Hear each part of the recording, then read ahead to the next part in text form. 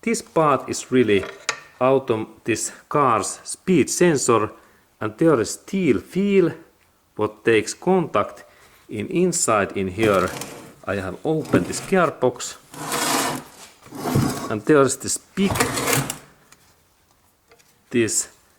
wheel what gives power to drive shafts in left side and right side, and this sensor comes in this smaller wheel what we can see in here, and they takes contact in this way, that way.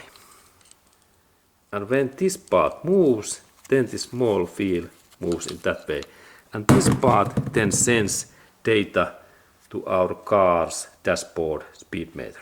Very nice engineering. And now we have the second part, and inside in here, in that area, belongs this gear in this way.